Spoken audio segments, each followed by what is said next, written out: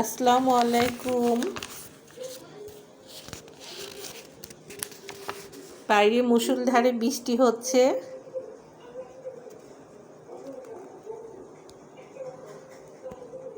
আর আমি বেলকনিতে বসে বসে বৃষ্টি দেখছি আর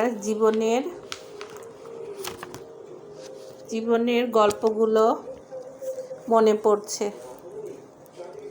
নিজের সুখটাকে খুঁজতে গেলে আমার সন্তানের সুখটা নষ্ট হয়ে যাবে। তাই নিজের সুখ বিসর্জন দিয়ে সন্তানের সুখটাই নিজের করে নিলাম।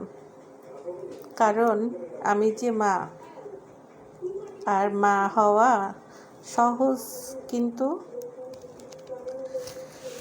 মা হয়ে বেঁচে থাকা অনেক কষ্টের। হাসতে গেলেও ভাবতে হয়, কাঁদতে গেলেও ভাবতে হয়, বুকের কষ্ট নিয়ে সুখের হাসি হাসতে হয়, চলতে হয়। শুধুমাত্র মায়েরাই জানে জীবন যুদ্ধ কতটাই কঠিন। সব সন্তানদের উদ্দেশ্যেই বলছি,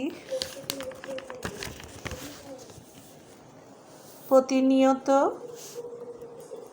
এটাই চাওয়া যে আল্লাহ আমার মনটাকে অনেক বড় করেন, সমুদ্রের মতন। সমুদ্রে যেমন মন, তার বিশালতা অনেক, ঠিক সেরকমই আমরা মনে করি আমাকে অপরজন ঠকাচ্ছে। আসলে আপনি ঠকবেন না, কারণ সমুদ্রে যেমন অনেক পানি, সেখান থেকে পানি বালতি বালতি উঠালেও সেখানকার পানি কখনো শেষ হবে না। এইভাবেই মনটাকে বড় রাখতে হবে।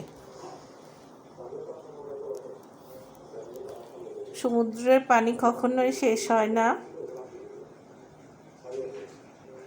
পুকুরের মতন বা জলাশয়ের মতন মন করা ঠিক বানিয়ে ফেলা ঠিক না।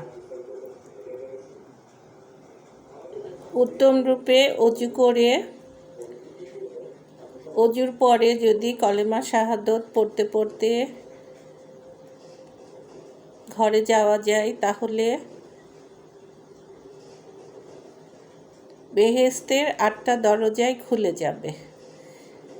সব দরজা দিয়েই তাকে ডাকবে যে আমার দরজা দিয়ে জান্নাতে প্রবেশ করেন।